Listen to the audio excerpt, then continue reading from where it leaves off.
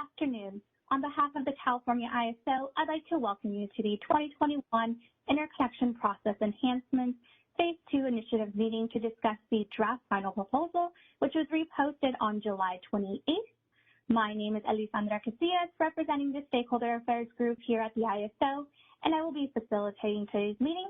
I am also joined by Steve Ruddy, Director of Grid Assets, and Bob Emmert, Senior Manager of Interconnection Resources, along with others from the Interconnection Resources Group. This presentation and other materials related can be found on the initiative webpage. Next slide, please.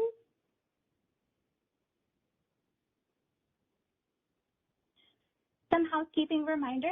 This call is being recorded and the video file will be posted on the initiative webpage for information and convenience purposes only. The recordings and any related transcriptions should not be reprinted without the ISO's permission. The meeting is structured to stimulate dialogue and engage different perspectives. Please keep comments professional and respectful. And in the interest of time, please try and be brief and refrain from repeating what has already been said so we can manage the time efficiently. Next slide, please. Instructions for questions. We will pause for questions periodically throughout the meeting. You can raise your hand by selecting the hand icon above the chat window in WebEx, or if you've joined via audio only, please press pound 2 on your device. Please remember to state your name and affiliation before making your comment. And if you need technical assistance during today's meeting, please feel free to send a chat to the event producer. You may also send your question via chat to all panelists or myself. Next slide, please.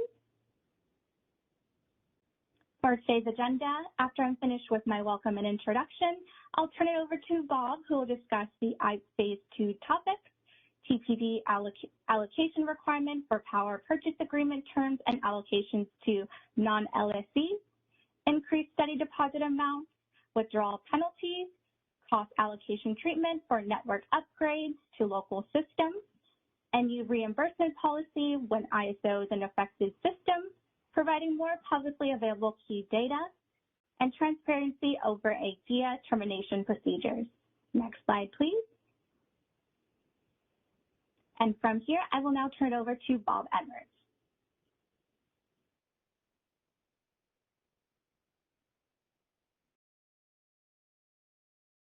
PD allocation process, and this portion of the IPE process is divided into two individual topics. The first one is related to power purchase agreements and the minimum terms that a power purchase agreement would be required to have in order to be eligible. And the second part is, should we allocate TPD to non-LSEs? So this is a summary slide with a summary of the results of the stakeholder comments as well as our proposal, and then I'll be going into more detail in the following slides. So for the item of minimum term, majority supported a minimum PPA term. So we decided to go with the middle ground of a minimum of 5 years.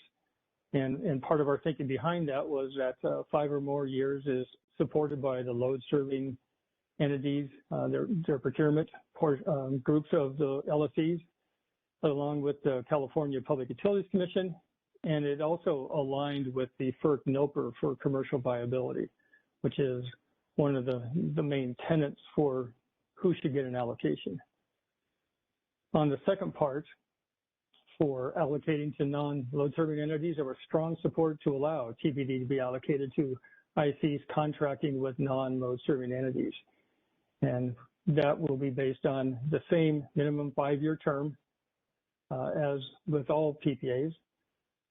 And in this case, the off-taker must demonstrate a contract to sell the RA capacity to a load serving entity with an RA obligation for a term of at least 1 year. And I'll discuss that a little bit more later. And there will be an option to provide a deposit in lieu of a contract if the off-taker does not have a contract to sell the RA capacity to an LSE at the time that they are applying for an allocation. That deposit amount would be $10,000 per megawatt of allocated TPD with a minimum deposit of $500,000. and the deposit would be refunded with a demonstration of the contract or when the project reaches commercial operation. So if we could go to the next slide, please.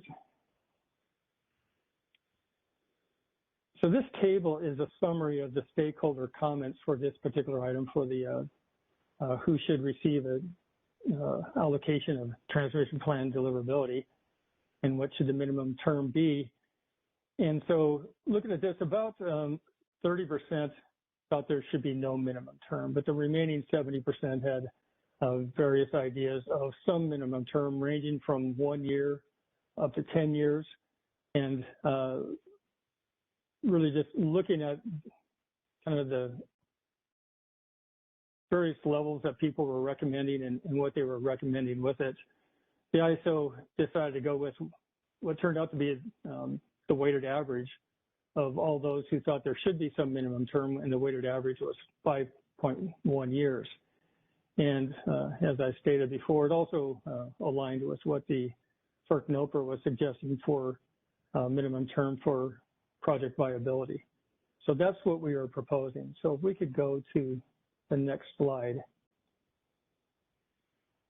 What we're proposing is that for the beginning in the 2023-2024 TPD allocation cycle, all PPAs must demonstrate that the project has an executed PPA or are shortlisted for a PPA or are actively negotiating for a PPA that requires deliverability and contracts for such deliverability for 5 or more years.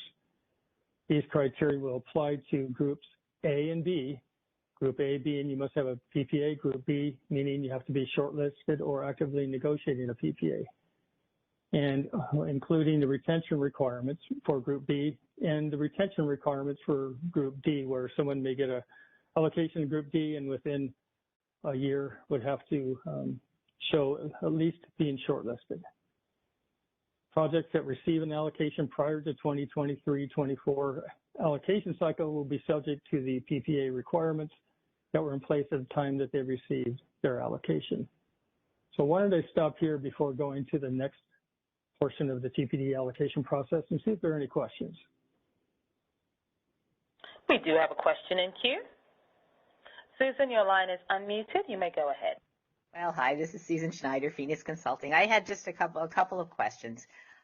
First, for this element and also for the non-LSC, I know we're talking here about TPD allocation process, but I gotten a question from a couple of people about, say, projects that want to extend their COD beyond 7 years where they've got the CVC requirements and the PPAs that would be needed for that kind of an application. So have you given thought to how this would translate into that kind of application? Would they have to adhere to this minimum term? What about the non-LSE part? And how, have you thought how that would translate into the COD extension and beyond 7 years in the CVC application? Yeah, I don't think we were, I should really let Deb speak to this, but we did not propose any changes to that process. So if a project is subject to the CVC, and as part of that, they have to provide a PPA, either at that time or with the 1 year additional period if they meet all the other requirements, would that PPA, for example, have to have a 5-year term? Deb, do you want to talk to this? Yeah, I believe the answer would be yes. Okay, and if the PPA presumably could be with a non-LSE subject to that also have to be 5 years, and would they have to show a contract with an LSE for at least a year at that time, or would they have an extra year for the sort of the second piece of that? They would have the extra year as part of the CVC because they've got that already. They wouldn't take that away from them. Okay, so they have an extra year to get a contract, and that contract could be with a non-LSE for at least 5 years. But the second piece where they would have to have that non-LSE would have to have an agreement with an LSE for at least a year. Would that happen then, or with another year later, or how would that work? I don't think we've gotten into these details at this point. Okay. All right. And then that's fair. I know it's sort of a little off track, but I think people are already starting to think about that. Do you know when it would go into effect for CVC and COD extensions, say even for a Group 3 project or something like that? Do you know when this kind of, assuming it's adopted as is, which it may or may not be, do you know when it would go into effect for those other kinds of applications?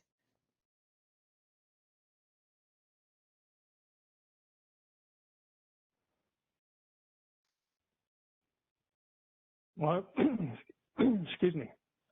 I would assume once the tariff is approved by FERC. Okay. So potentially even before this is implemented for the 2023-2024 TPD process. Yes, that's correct. Okay. I appreciate that. Can you go to slide 6, please, right before this? I understand what you were trying to do here, but I had a couple of reactions looking at it. One of them is, well, if you just look at who supported 3 years or lower minimum term, well, that would be 7 people out of, and just the whole math exercise here where you've got, 6 cities gets 1 vote. LSA has, 20 some members. We get 1 vote.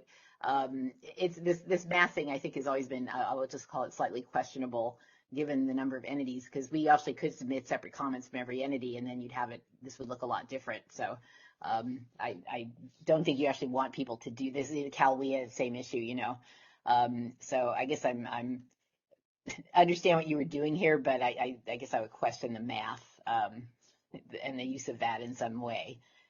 If you really want to weight it, you should maybe weight it by number of entities, and that would come out to be a very different kind of a calculation.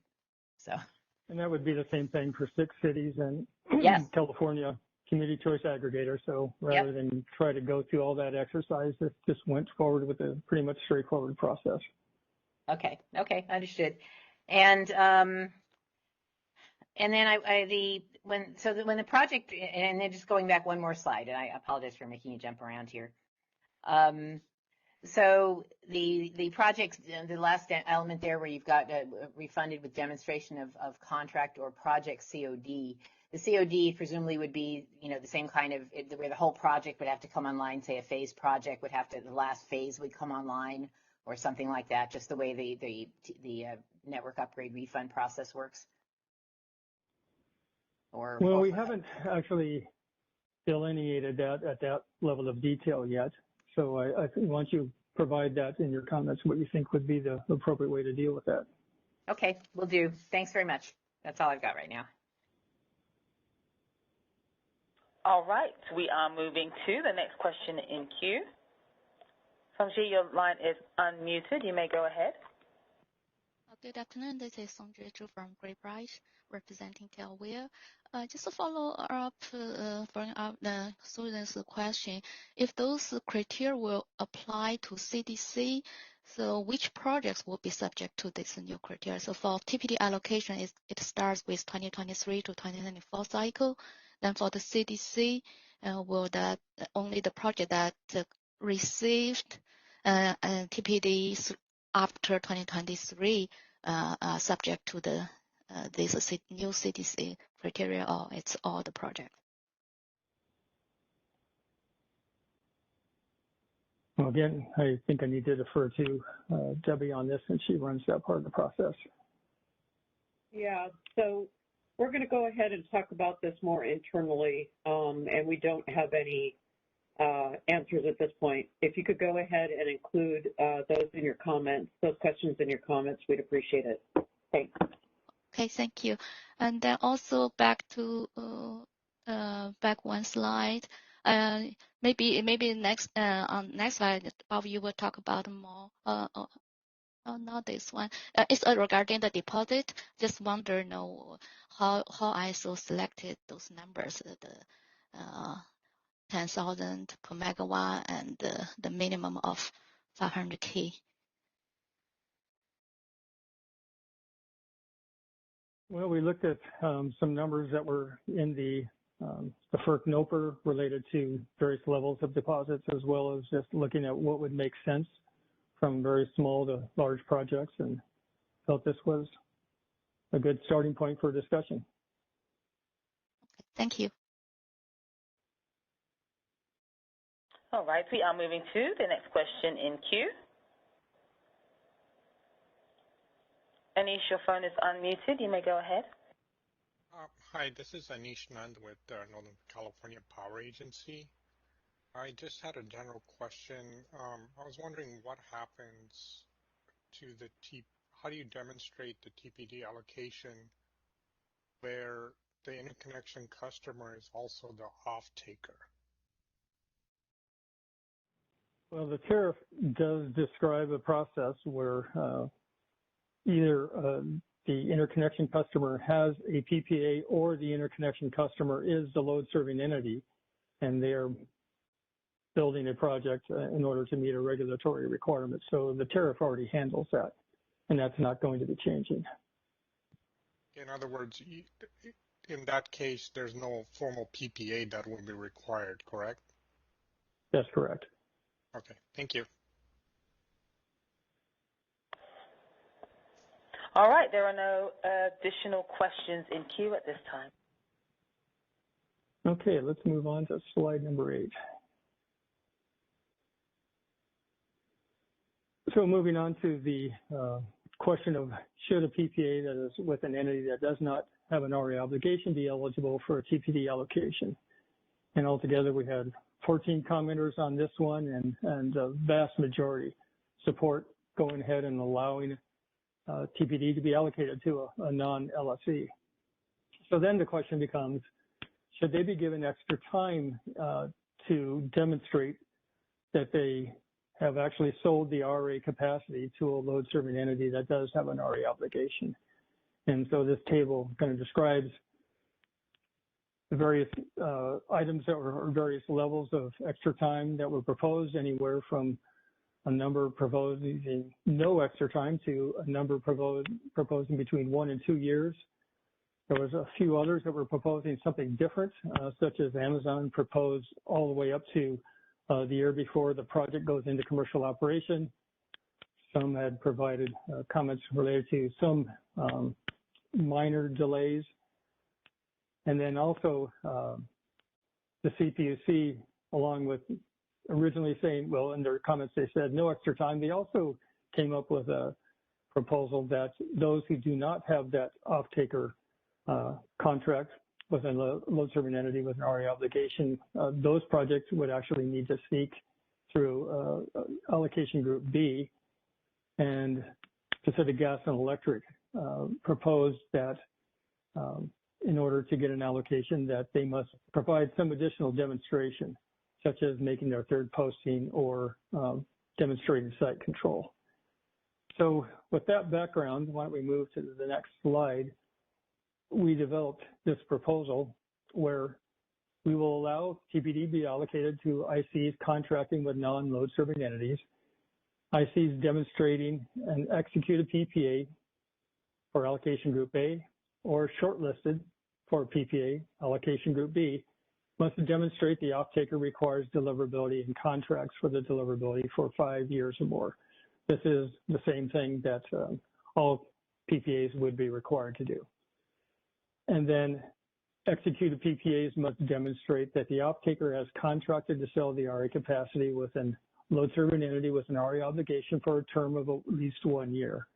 We end up going with 1 year because we came to the conclusion that when an off-taker is selling RA capacity from a project that they have contracted for 5 years or more, it's a different situation than a load serving entity looking to buy an entire project, an entire greenfield project with all its attributes.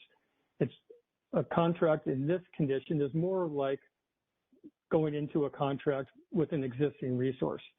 And load serving entities don't necessarily go into long-term contracts with existing resources. So we decided to only require 1 year, but we decided they still should require that, or demonstrate at least that 1 year contract with a load serving entity. And then again, if the off-taker does not have a contract to sell the RA capacity at the time they are seeking their allocation, they can put in a deposit instead of providing that demonstration. And again, $10,000 per megawatt of allocated TPD with a minimum deposit of $500,000. And the deposit will be non-refundable if the project withdraws prior to demonstrating a contract with a load serving entity. So with that, let's open it up for questions.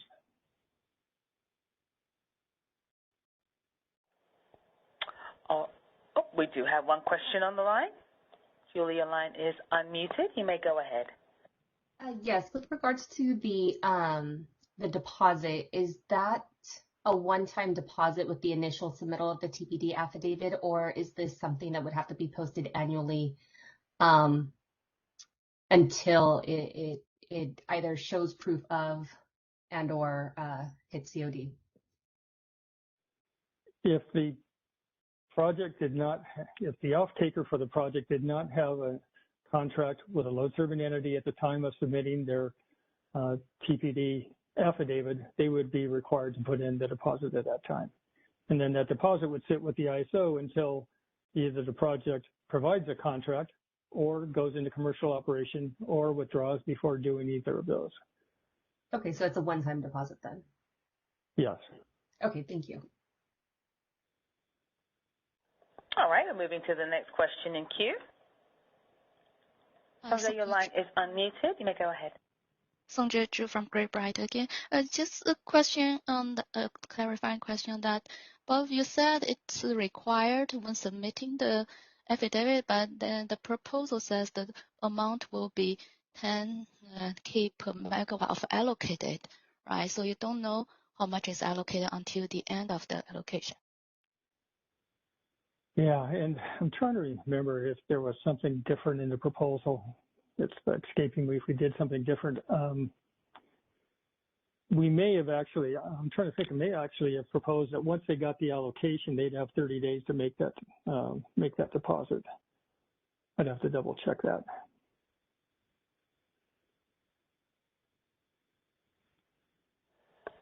All right, there are currently no additional questions in queue. All right, well, that concludes my slides, and I'll turn it over to Steve Ruddy. And if we move to the next slide, please.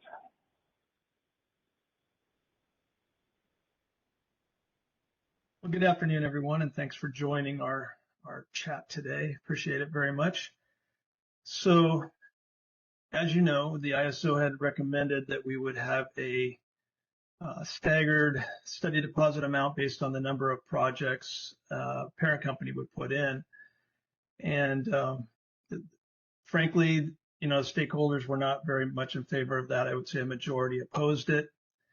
And as it may be, FERC came out with its NOPR a little bit after that proposal and completely changed our thinking and our game on this. Frankly, at least I believe that there are a lot of these FERC NOPR ideas are going to go forward into their actual order. And so we might as well join that effort now, or at least see if we can get ahead of it. Here's the driver behind it. We can't wait for FERC to finish the NOPR process if we're going to apply this for Cluster 15. Cluster 15 opens in April, so we have to stick on our strict timeline to get done by this October, get to our board this October and make our FERC filing. So we know we're taking a big risk moving forward with this now, and we definitely would like to hear stakeholders' thoughts on that as well. If we don't move forward and we wait for the NOPR to play out and then just file a compliance filing to meet whatever they ultimately end up with, that would not probably be in play until cluster 16 or 17. And if 15 goes off, as we saw cluster 14, we're looking at probably a 2-year process. I mean, there's no guarantee one way or the other. We just assume that there's a huge pent-up demand for cluster 15 and that we would be in a similar boat that we were in for cluster 14. So with that little background, the ISO is recommending to move forward with some of FERC's proposals. We've modified them some to fit our 2-cluster process, and I'll try to discuss that as we go through these next slides. But basically, we're going to revise how we allocate study costs to projects. We're looking at study deposits that are based on megawatt size, which is in line with a lot of stakeholders' feedback that we received. we're going to adopt FERC's commercial demonstration of commercial readiness, or in lieu deposit for that. And we are thankful for FERC for finally naming what we've had such a trouble naming, withdrawal penalties. It's not non-refundable funds. It's not forfeited funds. It's now referred to as a withdrawal penalty that increases as the IC moves through the study process. Now, that's also in line with a lot that we heard from stakeholders in our last stakeholder effort here. Next slide, please. Okay, before we go to questions, I'm just going to run through all these items and then we'll just hit them. So we're looking at doing allocation of study cost right in line with what FERC said, 90% pro rata based on the requested megawatts in a cluster and 10% based on number of per capita on the number of IRs received in a cluster. And, you know, frankly, FERC's arguments were pretty compelling that the larger projects do require more thought, more effort into designing solutions, and therefore that's how they came up with the 90-10. I'm not sure where the NOPR will end up on that, but I imagine it will be some type of ratio.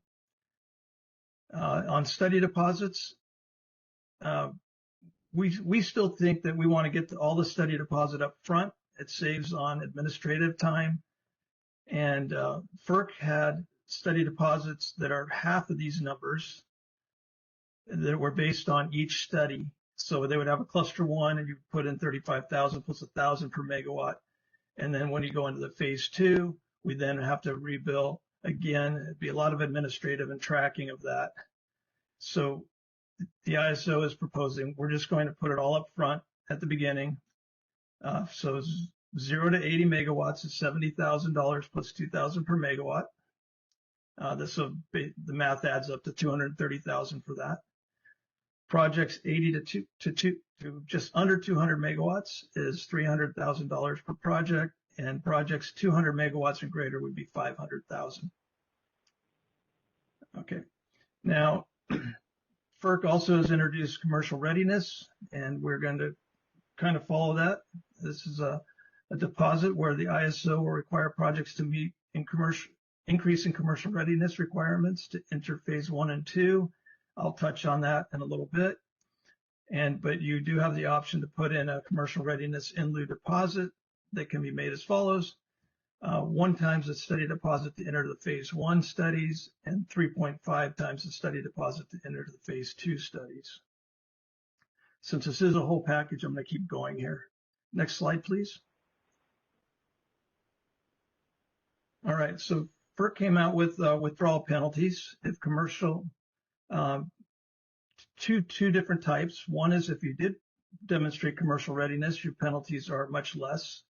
If you do not demonstrate commercial readiness, they'll be quite a bit greater. Now, we followed pretty much in line with what FERC had done, except that FERC had proposed that the deposit, the penalty would be based on your actual study costs to date, which we felt would be, again, a huge administrative burden.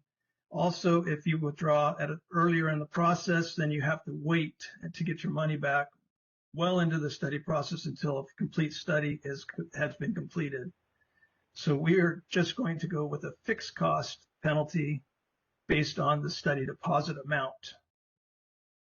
So if you do provide commercial readiness, your penalty, if withdrawn after 30 days after the scoping meeting, would be there would be no penalty if you withdraw up until 30 days following the scoping meeting and you provided commercial readiness, there would be no penalty to withdraw. If you withdraw after 30 days following the scoping meeting and up to 30 days following the phase 1 study results meetings, your withdrawal penalty would be 0.5 times your study deposit. And if you withdraw after that, it would be 1 times your study deposit. Now, this again is someone who came in and showed us commercial readiness. Now, withdrawal penalties, and if you put a deposit down in lieu of commercial readiness demonstration, the ISO is going to implement a penalty just to enter the process because you came in without commercial readiness of 0.2 times your study deposit, and that would last up till 30 days following the scoping meeting. Now, FERC does not have this in their proposal, that part about up until after the scoping meeting. But the ISO believes that this is one way to try to limit the number of projects coming into Cluster 15. And without it, the scoping meetings would be drawn out for quite a while before folks would finally decide to withdraw. We're hoping also that our side effort and also in this effort of the transparency, that we are going to be able to give folks a lot more information before they put in their application. So that goes hand in hand, and that's something that's going to have to mature over time. So Cluster 15 will take a bigger hit on this probably than later clusters where we'll have other processes in place to provide more information. Now, with the withdrawal penalty, after the scoping meeting, it would be 1 times the study deposit amount for these folks that did not show commercial readiness. And after the phase 1 studies, it would be 2.5 times the study deposit amount. So, and then as per FERC NOPR, we're also proposing that these type of penalties go to offset study costs. I didn't put a lot of that in the paper, but in essence, it would just support the study costs. It would reduce costs for everybody else that's in there, but it won't impact the actual penalties. All right, next slide, please.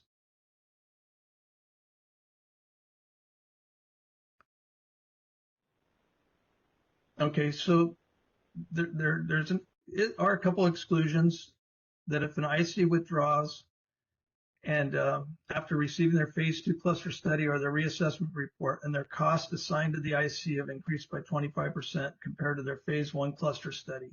Now, remember, we do provide cost certainty and we provide caps.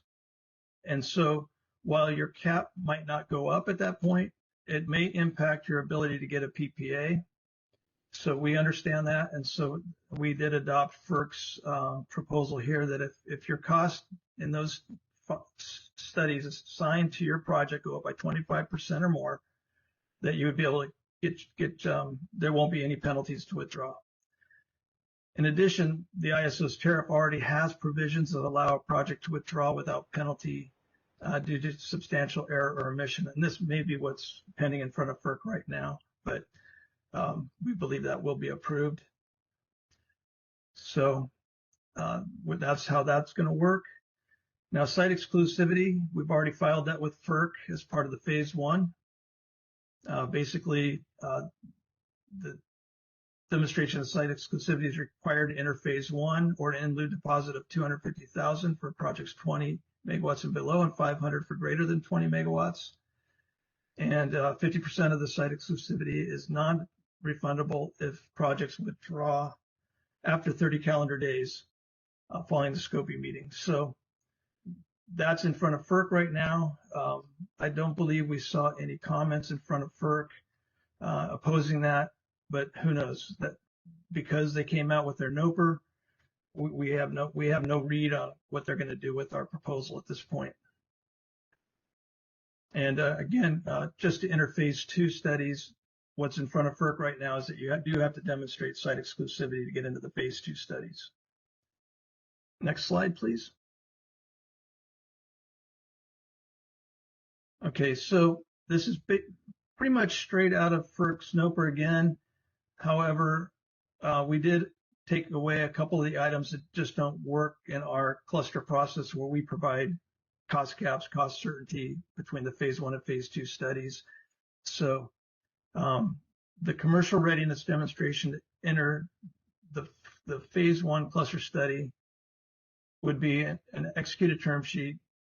You can read it here, related to the contract binding upon the parties of the contract for sale of the facility or the energy or the capacity or their ancillary services where the term is not less than 5 years, or reasonable evidence that the project has been selected in a resource plan or resource solicitation process by an LSC or for an LSC, or is being developed by an LSC, or is being developed for the purposes of the sale to a commercial, industrial, other large end-use customer. It's going to be interesting how the reasonable evidence progresses with FERC, but we did follow their language on this. Same with the next two to get into the phase 2 study is the same as number 1, except that where 1 said execute a term sheet, now you have to have the contract in place. And then number 2, the wording was exactly the same. All right, I think I've covered the slides and ready for Susan to fire off 100 questions at me. But I'm really looking for a robust discussion here, mainly on the fact that we know this is a risk. We have no evidence that FERC will accept variations on what they put in their NOPR, especially at the fact that they haven't even got comments yet. So with that, why don't we go to questions? All right. Susan, your line is unmuted. You may go ahead. Well, I don't actually have 100 questions, but I just have a few that I hope you'll agree are good questions. If you could go to slide 11, where you talk about the study deposits, just a couple of clarifying questions. I know the CAISO used to have a structure that looks like this. So it was $50,000 plus $1,000 a megawatt or something, and explicitly changed to the current structure where all the projects play the same regardless of size, because in your opinion, it costs just as much or the same, basically, the cost didn't vary to validate and to do the study just because the project was big rather than small. So it seems like you've sort of come full circle on this. Is it mainly because of FERC, or have you changed your mind, or what? Anyway, it's a little puzzling to see the reversal on it. Well, it's a little of both. That we do tend to agree that big projects in a cluster study may tie up a lot of the study work to come up with solutions where the smaller projects won't. And the fact that FERC is going to a pro rata based on megawatts for the allocation of study costs, kind of those two items together kind of work well. We didn't have the pro rata based before. Everybody just paid the same for a study regardless of their size. Wait, right, but the justification there was the same thing, that basically the costs were the same, right? Right. We haven't done a re-review of the way we do it. Either one could work. We're kind of following FERC here. They make some very compelling arguments in the NOPR. So. Okay. All right, and as far as the refund, the study deposit timing, I know you had made a proposal in the last version where the study deposit, which is now I think refundable upon execution of the GIA, you wouldn't get the money back until the project actually reaches COD. And I didn't see any mention of that here. Are you withdrawing that proposal? Would it continue to be refundable upon GIA execution?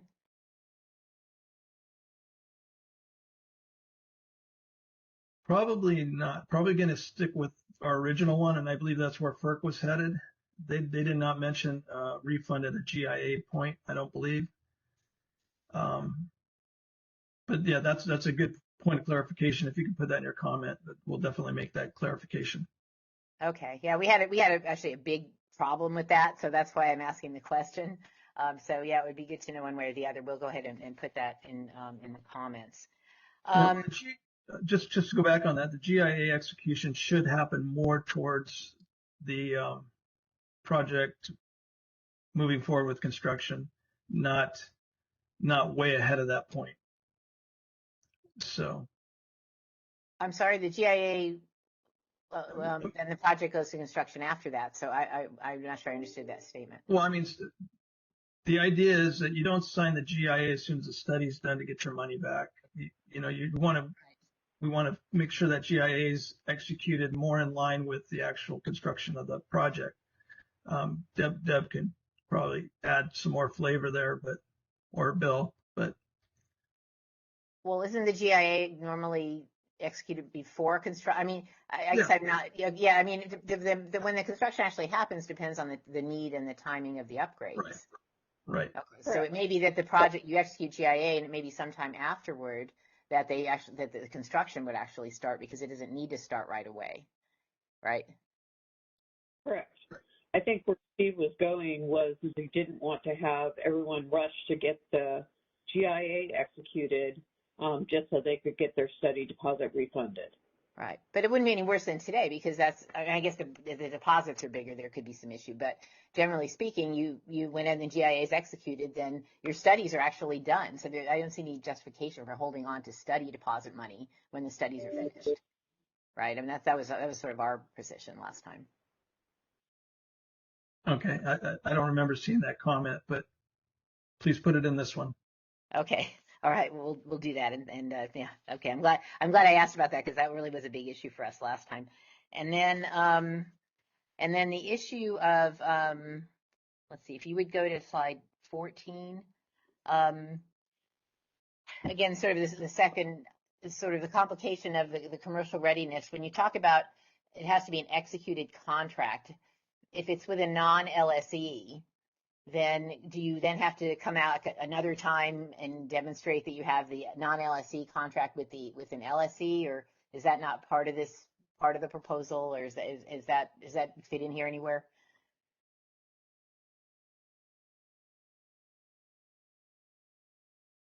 No, it doesn't appear to be stated anywhere here. Okay. Are you thinking that will be included in this provision, or you're just going to look? It's going to be. It'll probably be very much in line with Bob's proposal on what contracts are acceptable, what PPAs are acceptable. So. Okay, but you're talking about entering the phase 1 cluster study, and the phase the phase 2 study. Right. So if you demonstrate in the phase 2 study that you have a PPA with a non-LSE and it's at least 5 years, do you have to at that time or at some later time then come back with a demonstration that the non-LSE has that second contract with an LSE but you'd already be in phase 2. So I was just trying to figure out how that would work here. Well, I mean, I think these are two separate, right? Number 1 or number 2 to get into the phase 1. So executed contract or evidence that you have been selected by an LSE. Okay. So it's one or the other. Okay. At least that's the way I read the FERC proposal. And then same for phase 2. Okay. That they would have to. I'm sorry, I didn't mean to interrupt. Whenever you would show the executed contract with, let's say it was with a non-LSE, do you then have to come back later with that second contract, and how does that fit in? You'd already be in whatever the process is that you're in, the phase 1 or the phase 2 study. Right. And so I guess I'm not following.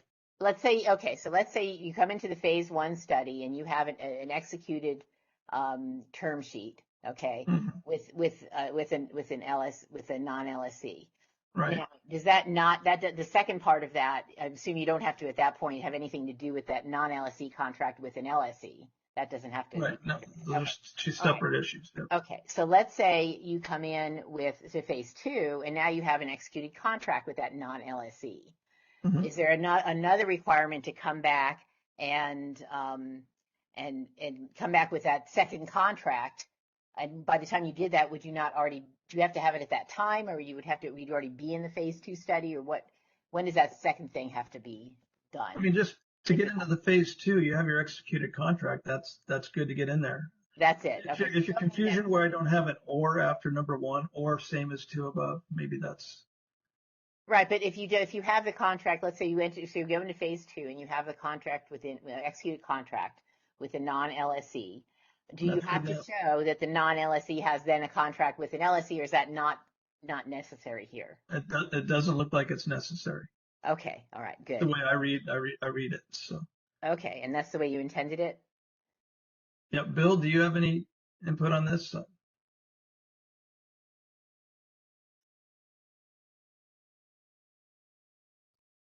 Bill's the one that's going to have. No, I don't have any further input. I look forward to your written comments. Okay, all right. It's fine if it's not part of it. Obviously, we just want to make sure, we clarify that that's it. Okay, and then the only other question I had was where you've got that 1, 2, and 3, and then where the term of sale is not less than 5 years. That term of sale not less than 5 years, that would only apply to 2 and 3, right? Because if you're selling it, how could the selling a facility have a term? I was just trying. It may have just been picking on the language, but I just want to make sure, does that apply to 2 and 3, but not 1? Obviously. Yeah, let's make sure we put that in our FERC comments as well, but yeah, I think you're right. Okay. You have a contract to sell your generator. Then it's sold. It's not 5 years of sale and then it comes back. I don't know what happens after 5 years. Anyway. It's evidence that you're going to build your plant. Yeah. That's what we're looking for. Okay. Well, that's all I had. And I don't think that was 100 questions. So hopefully that'll leave time for other people. All right. We are moving to the next question in queue. Bridget, your line is unmuted. You may go ahead. Hi, this is Bridget Sparks with AES Clean Energy. I had a few questions on the slide where you have the breakout of study costs. We can go to that real quick. So one question I have is, go back a couple slides. Please. The megawatts broke it out. One more. And then above it, you say 90, yeah, this one. Okay. So obviously what I'm understanding is that upfront, say we had a 100 megawatt project that we're applying, and so we would be charged $300K. But then I'm wondering how the 90-10 split fits into this. So would we be given, a deposit of $300K, and then what we would end up being charged at the end of all the studies would be based on the 90-10 allocation? Can you just maybe talk through a little bit how that mechanics will work? Yeah, I created a whole spreadsheet to try to figure all this out. So I should have put it in the paper, but it would have taken most of the paper. Okay, so let's say you have 10 projects in the cluster.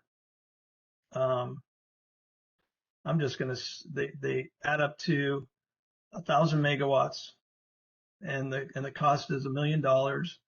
So if you had a 100 megawatt plant, 90% of the total cost, 900,000, would be allocated to those 1,000 megawatts on a per megawatt basis of the final cost, and 10% would be based on the number of IRs received. So my example is very simple. Each one would get 1/10 of the cost, but that's how it works. You have the total study cost. You take 90% of that, and and then you take the size of your project divided by all the other megawatt projects, and then that figures out your portion of that cost for that study. And then 10% is based on the total number of IRs that are in the cluster. Okay. Does that make sense? Okay. Yeah. Thank you for that. I can send you my spreadsheet if you want. Sure, I'll look at it. And then kind of just to provide a brief comment, in the paper you mentioned, some of it you're jumping the gun on the FERC NOPR and trying to incorporate some of their proposals in advance of even comments being due or a FERC decision. And while we definitely appreciate that the CAISO sort of changed their mind on study deposits being based on number of projects and are moving to this megawatt per megawatt basis, we think that makes sense. But we do have some reserves about the commercial readiness piece of this and jumping the gun on that.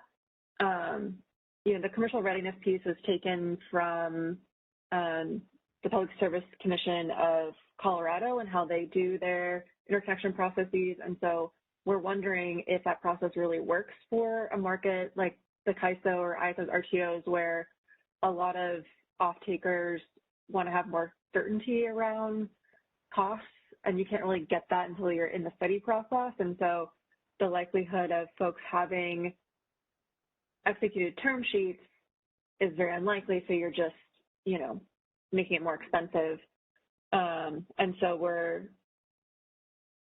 we think that FERC might be reconsidering this, and so we would maybe advocate that we hold off on inclusion of the commercial readiness piece, especially since you've modified it from what FERC wants to do, and just move forward for cluster 15 with the higher study deposits based on size of megawatts, because we do think that is in line with what size of the study deposits that you see at like MISO and PJM that's already been ruled just and reasonable, whereas commercial readiness applied to an ISO RTO, sort of a new idea. FERC hasn't even issued a final rule. And so I would imagine this could potentially change drastically between the NOPR and the final proposed rulemaking. And then additionally, what we find appealing about what the FERC NOPR is doing is it's tying requirements to all parties in the process. So it's not just more requirements on developers, but there's also requirements on TOs to complete timely studies or face penalties, more data requirements with heat maps to help provide more information to interconnection customers about where the best places to interconnect. And so it seems to us like the CAISO is just moving forward with requirements that is putting more on the developer without also adopting the other complementary proposals in the NOPR. And so it seems unfair to just put everything on the developer and not do more on these other aspects. You know, I think cluster 15, it's going to be large because we had a year delay, and, you know, the CPUC electrification scenarios are calling, you know, for 80,000 megawatts, possibly in 2040. So I think there's just a lot of commercial interest. And so, you know, I don't know that having this commercial readiness is even going to change that, and you might have to undo things or change things for cluster 16 anyway. So just wanted to provide that comment. So thanks, Steve. No, I fully appreciate that, and definitely things were going through our mind as well. On the commercial readiness, the only reason it's in there is to limit the cluster 15 projects down. I agree that we're not sure where it's going to go, but we felt that the study deposit amounts were reasonable and the amount at risk was reasonable. And I don't think FERC expects many people to meet the commercial readiness requirements, even going forward. And so it's going to make people think twice about putting their projects in. So, you know, that was kind of our thoughts there.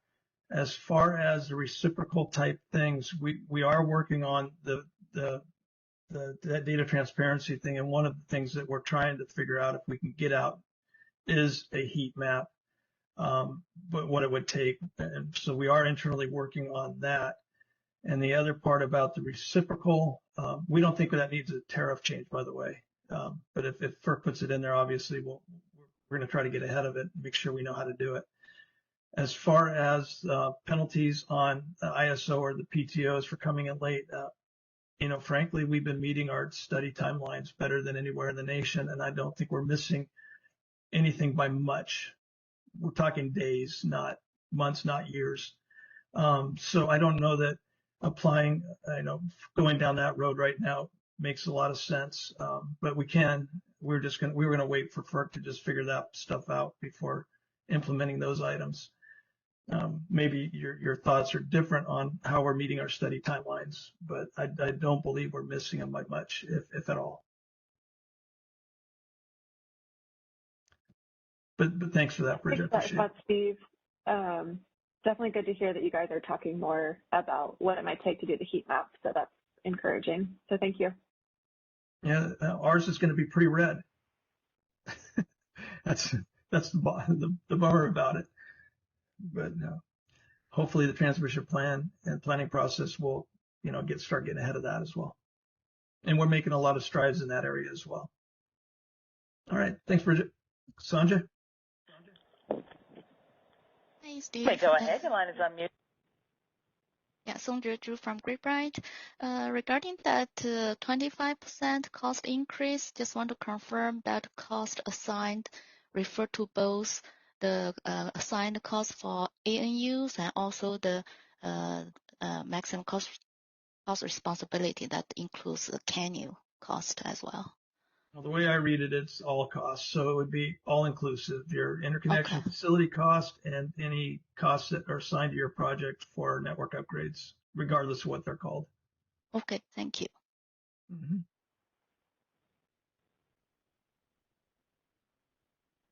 Now we're moving to the next caller. Shushan, your line is unmuted. You may go ahead. Hey, Sushant. Hey, Steve. Sushant from Clearway Energy. My question is about the relationship between this transition to withdrawal penalty framework and the existing at-risk framework from the initial financial security posting. Is there going to be any change because now there is a withdrawal penalty, or do you foresee having both as at-risk obligations beyond, especially phase one? Well, you mean the financial security that's required based on your network upgrades? Right. Yeah. So right now, I think many entities that have this withdrawal penalty framework in the West don't really have any financial security at risk based on upgrades. Right. But Kaiso had that. So is Yeah. there any thought on changing that, or will No, if you in the paper I did address that the next level of withdrawal penalties was 9 times your study deposit, and we argued we're not going to go down that path because we already have financial security and some of that's at risk. So those two played off of each other, but this 3.5 and the 1%, the one study deposit are not going to change. Okay, so those would be an addition, but yeah, we did go to the extreme that FERC went to. FERC went a much higher number than we are proposing here. So it'll be both at risk that a project will carry forward. Okay, thanks. Yep.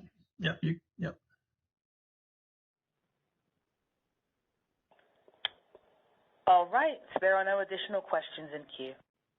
Okay. Yeah, we do have a few questions in the chat. Okay, go ahead.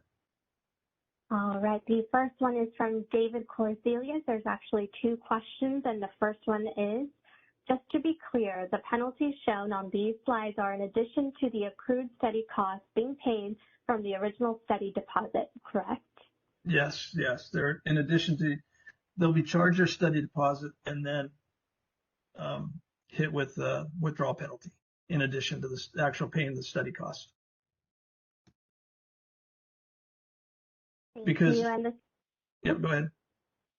I was just saying, by the way, these penalties go back to help pay for other studies. So there's going to be some true up through the process on that, it looks like.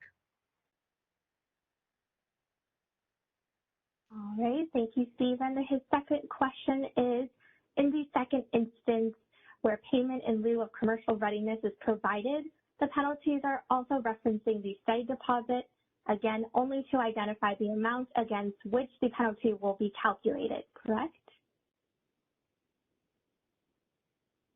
I have to read that.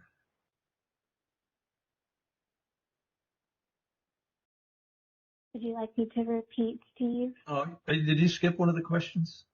I was reading the one about, can you confirm 100% of the commercial readiness deposit would be returned at LGIA or when readiness is shown? Yeah, I think we need to clarify that still, whether it's at LGIA or at COD. And so, yeah, we're going to have to go back and figure that one out. Look forward to the comments on that. But obviously it'll be returned when they show that they have commercial readiness. Turn it right then.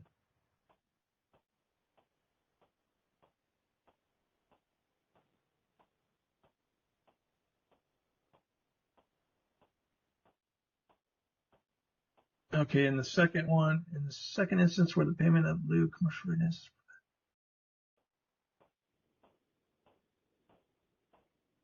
That's correct. Yeah, it'd be against the steady deposit, not the actual steady cost. All Hopefully right. that answers that. Thank you, Steve. There are no questions in the chat at this time. Please proceed. All right, we'll go on to the next one, please. All right, so this one is the cost allocation treatment for network upgrades that are to systems under 200 kV. You know, I really appreciated the comments we received. We did some thorough research on a lot of the ideas. There was one that came in that I really liked about whether an area was an importer or exporter. But in the end, it was still so much like what we got rejected. I mean, the arguments would be so much like what we originally got rejected on the original Gidnecker, if you all remember that great phrase, a couple years ago, that we didn't think we could move forward with that one successfully. We still think this proposal that we have out in front, where cost for low voltage network upgrades greater than 15% of a PTO's local TRR will be financed by the ISCs without reimbursement, is the appropriate way to go. So it does put a threshold on it. There is a cost sharing, but only up to a limit. Frankly, in the grand scheme of things, we want to see these projects connecting to a more robust system, not these 115, 138 feeder systems. So we believe this is an appropriate way to move forward. And this proposal does apply to all PTOs equally, but as you'll see on the next slide, but don't go there yet, it basically, as we all know, hits VEA first and the hardest. So, but we are proposing to make some enhancements to the proposal. And one is to, as people want to know, up to date on our website where each PTO stands in relation to these thresholds, not only where they stand today, but then also a projection of where they would be if the queue projects that have executed GIAs move forward, where they will be in that. So we plan to provide that on our website, some data. And we're also going to allow projects to withdraw under certain circumstances. Basically, if PTO would have reimbursed the cost, but that changes for a customer while in the queue due to the PTO going over that threshold.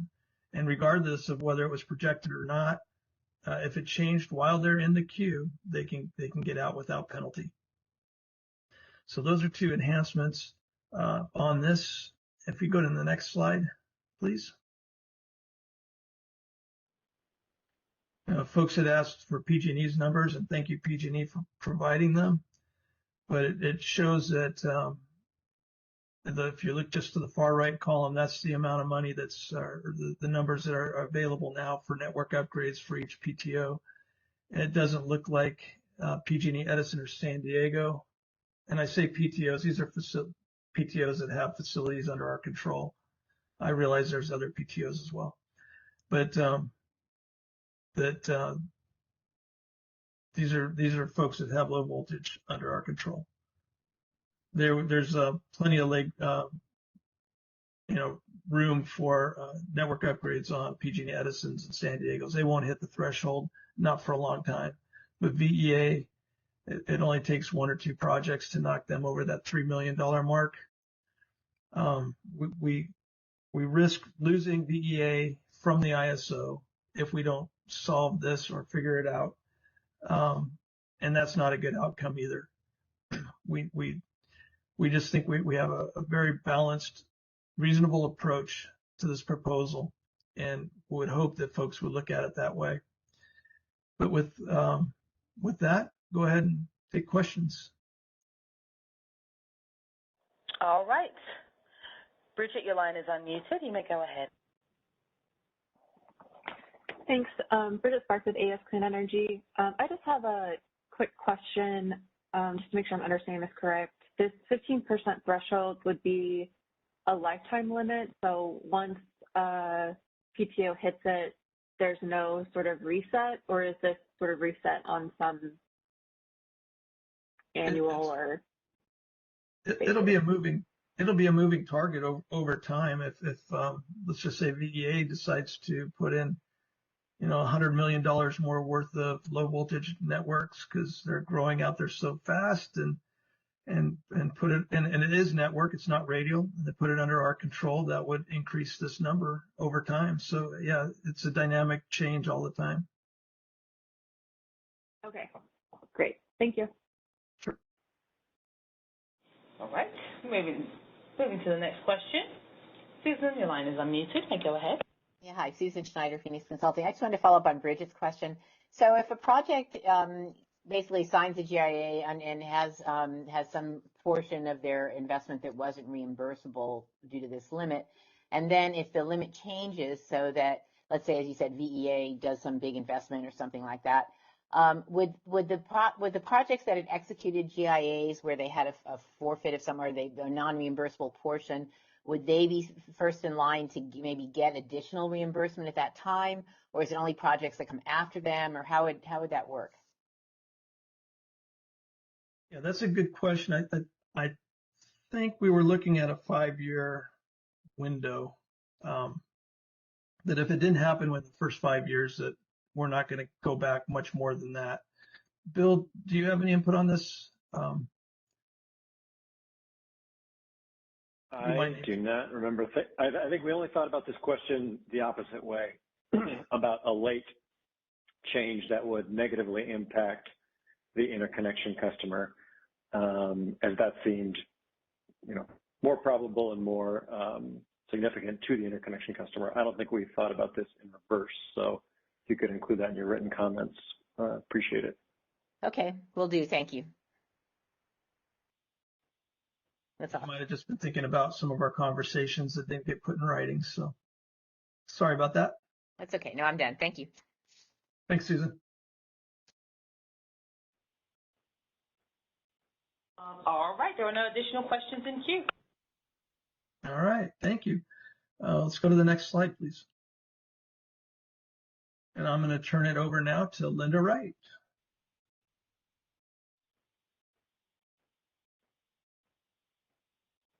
Put forth regarding the ISO as an effective system is unchanged. The proposed use of a base case based on the previously queued projects as of the date the effective system study agreement is executed was supported in stakeholder comments. Secondly, the ISO proposes to apply its existing policy of reimbursement of network upgrades to those triggered by effective systems. The reasoning behind this is that network upgrades to the ISO system benefit the ratepayers, regardless of the location of the generator. And it's in line with FERC's recent NOPR on transmission planning and interconnections, and ensures upgrades are right-sized. There were comments requesting reimbursement of network upgrades by the neighboring system when these systems are affected by projects interconnecting to the ISO.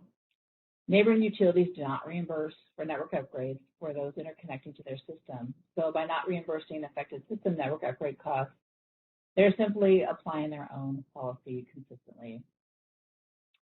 Are there any questions?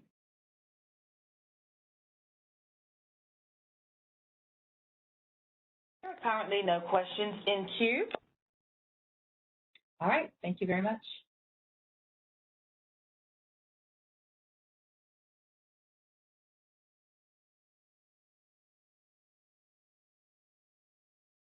Thanks, Linda. Why don't we go on to Debbie now? She has the next slide. Yeah, I was going to say, I think the next slide is mine. Okay, so with respect to making more Q data available publicly, stakeholders have asked for a significant amount of data to be available in all sorts of different formats, and the intent from their perspective is to be able to make better decisions on projects entering the Q cluster. So there were 12 separate requests for data elements from a total of 21 stakeholders from the revised draw proposal. So there's a significant number of items that only one entity supported. So what I've tried to do here is go ahead and target the data elements that are being requested by a majority of people And, you know, over time, we can see how this goes and to what extent we can expand it. But we still encourage, you know, the interconnection customers to use what's already available publicly. I know it's not pretty. I know it's not in, you know, the format you want it in, but at least it is publicly available. And one of the requests from the CPUC was to have a list of interconnection customers who are willing to be posted on the ISO website so that a load-serving entity would know who to go to the extent that that's possible. We're fine with doing that if that's what people would like us to do. If you're interested in that, if you could go ahead and put that in your comments, we can develop a mechanism whereby people could send in names of contacts for the various developers, and then we can post the list on the CAISO website. So kind of taking that issue aside, it wasn't really a data element. It was just a request to have a list put together. So next slide, please.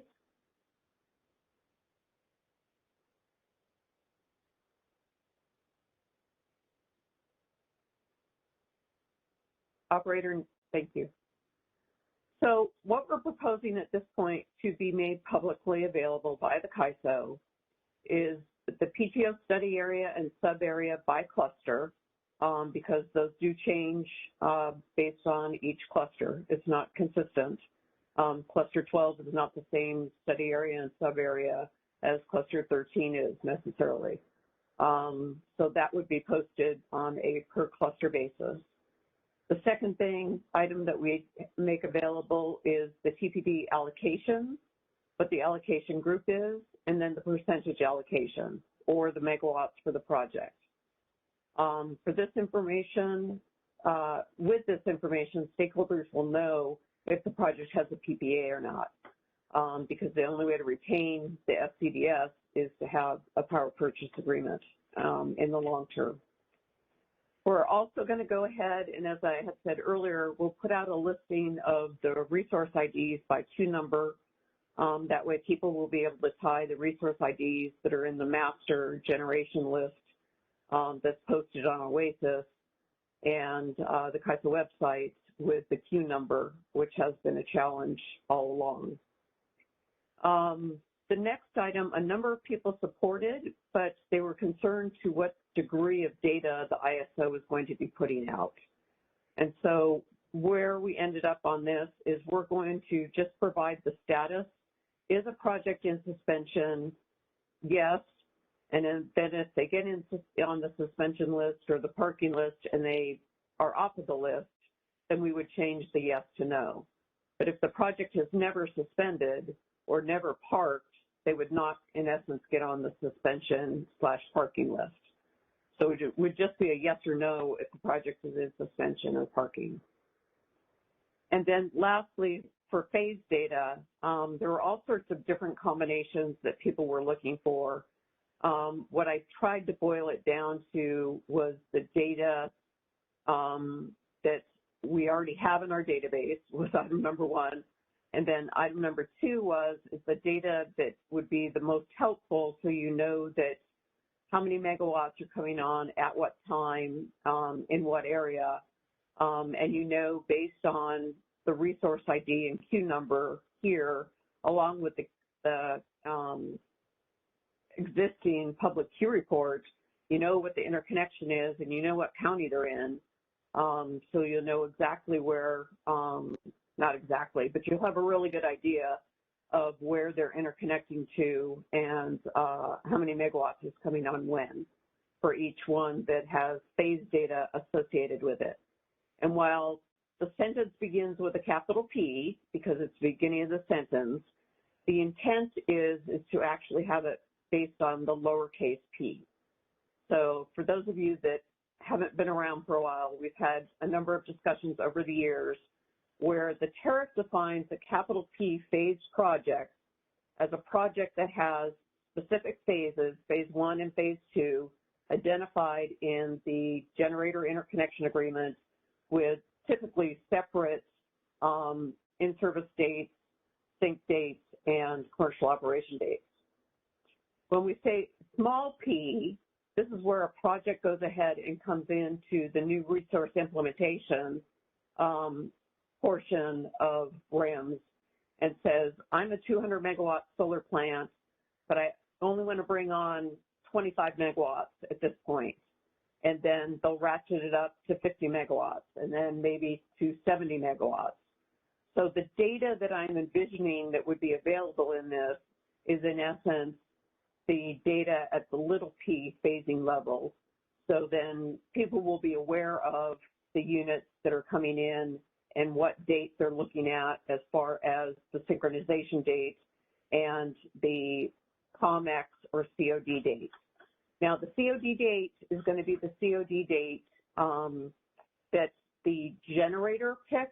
It's not the COD date for the entire project. It's merely the commercial operation date for that portion of the generator itself. So we'll have all of this once we are able to go ahead and produce these reports. We'll be expanding the BPM for generator management to go through and actually list out exactly what each one of the terms are, how it's used in the report, and define the report for going forward. Let me just flip to the next slide. I think it goes on to a different subject, but let me, yeah, okay. So next steps is in essence, you know, we would go ahead and as part of the data transparency group, we propose some templates for the data to be published and make sure that everybody's okay with the templates. Then once the templates are agreed to, the ISO will be working internally with our IT partners to determine the timing of the rollout. And the intent, obviously, from our perspective, is to be able to do this on an automated basis, which means the new reports would be available on RIMS Pub, similar to the Q report that is currently published whenever you want to do it. And this is all likely to be available not until 2023. It's going to take us some time to go ahead and get the templates done, then get IT to do the reports for us, and then us to scrub the data to make sure that the data that we're putting out is the best available data consistent with all of the information that we have. A number of the groups are still using some Excel spreadsheets for some of the data and Access databases, so all of that information is going to need to come into RIMS in order for it to be disseminated through this process. So with that, operator, could I take questions? And here's Susan's other 50 because she didn't ask 100 to Steve. Absolutely. Susan, your line's unmuted. Well, I just have a couple, actually. So on slide 19, if you could just go back one. First of all, this is really great, and we really appreciate the fact that this is going to be a lot of work for everybody to put this stuff together, because I know when we had the data transparency workshop, there were a lot of discussion about limitations of systems and data and all that. So I knew this was going to be a lot to put together. So I had a question about the second bullet where people will know if a project has a PPA or not. Now, the CAISO hasn't ever put out this information, but I sense that there's a lot of projects out there with Group 3 allocations where they didn't actually have to have a PPA, but maybe they got one later. And as I think you pointed out, most projects get one before they would build anyway. They don't usually proceed without, to build a project without it. But it would be good to know if you see projects that have a Group 3 allocation, and if there's a lot of capacity there, which I sense there may be, it would also be good to know if there's any way to know if the project has a PPA. I know they don't have to actually tell you, but if there's any way to cross-reference anything from the CPUC or some kind of thing, again, I know that's just more work, but it would be good to know, because if you've got a lot of Group 3 projects out there hanging around without a PPA, that may be some indication that, perhaps they may not be viable or something like that. So that would actually, the data by itself, the way it's proposed here, wouldn't necessarily tell you that. I agree with you completely, and actually the CAISO goes to the CPUC database to the extent that we're trying to figure out if projects have a PPA. Okay. So we don't have a better source is part of our challenge. Okay. So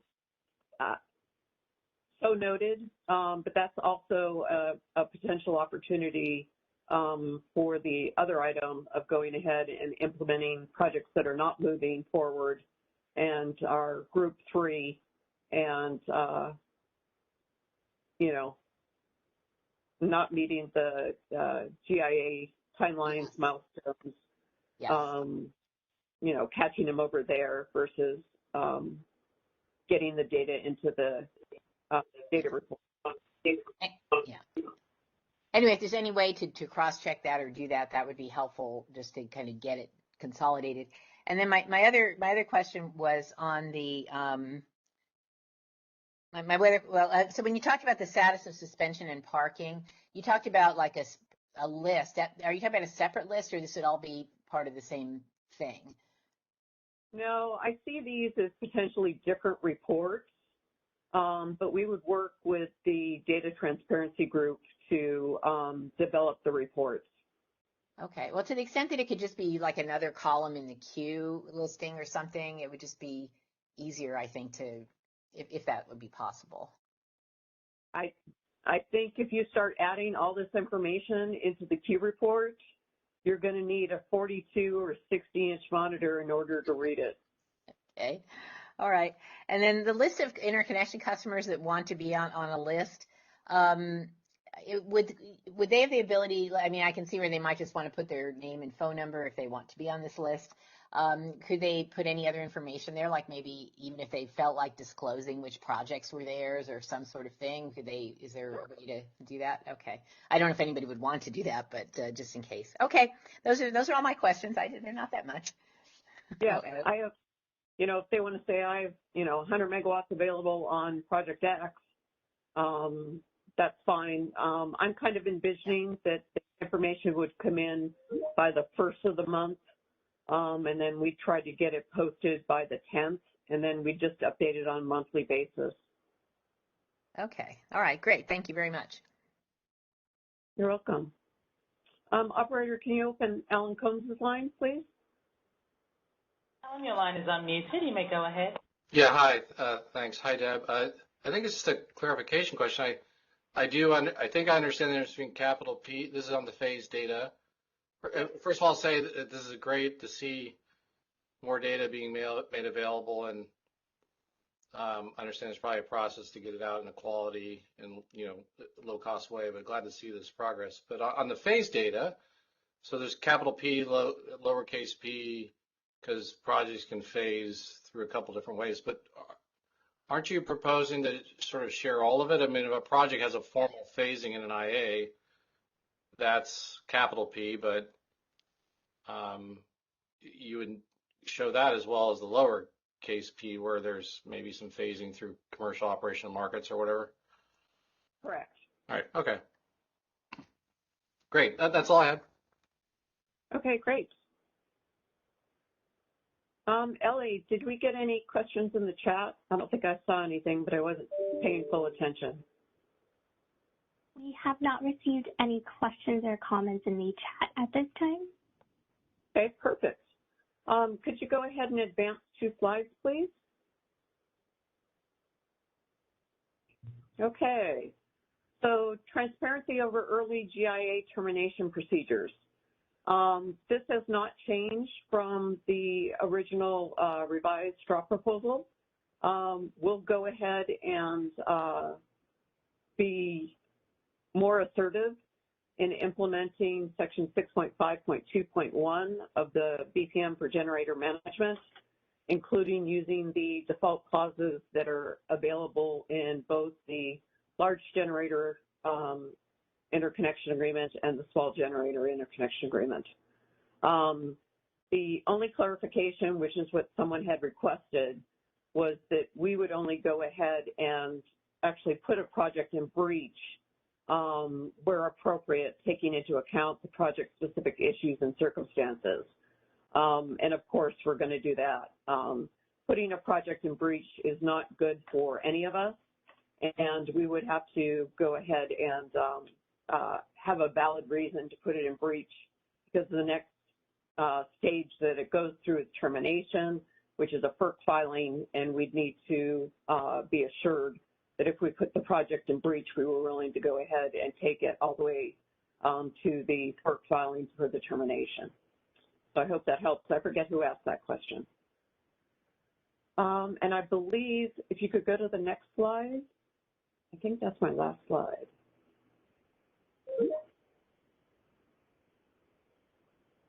Oh, this was the other issue that was out there, was with respect to the Transmission Development Forum and the ISO having more ability to assert influence over the participating TOs than the interconnection customers do.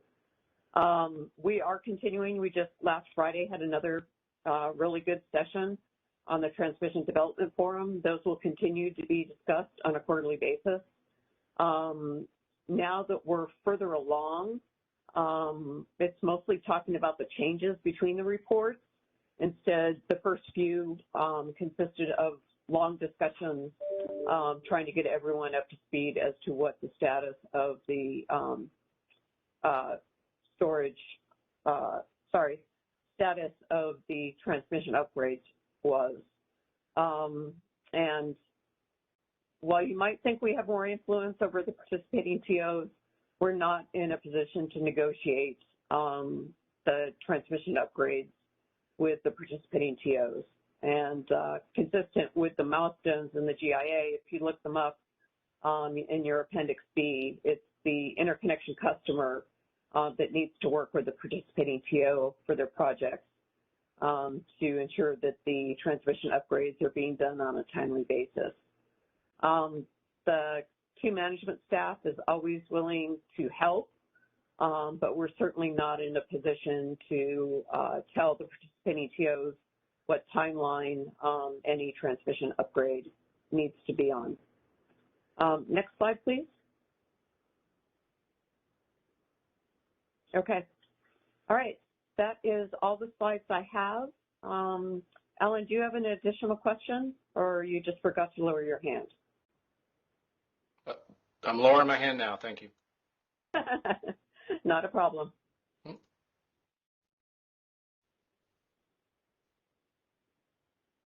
Okay. Any other questions for me? Well, thanks so much, everybody. I appreciate your patience. Thanks, Deb. Appreciate that. Ellie, are you going to go through next steps, or? Yes, I will. Michelle, if you could go to the next slide, please. Thank you. For the next step in the proposed initiative schedule, we have the comment deadline of August 16th. We then plan to publish the final proposal and draft tariff language on September 13th, followed by stakeholder call on September 20th with comments due on October 4th, and scheduled to go to the board on October 26th. Next slide, please. As a reminder, please submit comments on the draft final proposal by end of day August 16th using the commenting tool located on the initiative webpage, which is now available.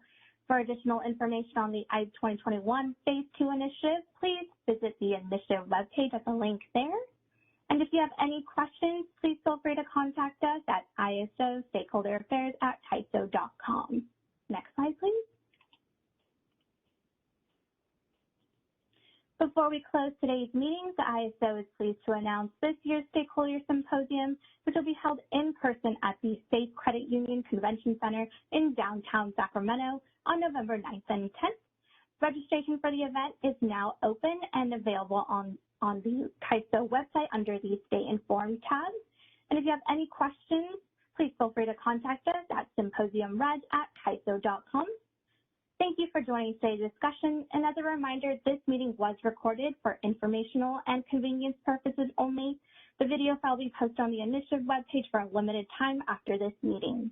We look forward to receiving your comments and have a great rest of your day. Operator, you may now conclude the call. That concludes our conference. Thank you for using Event Services. You may now disconnect.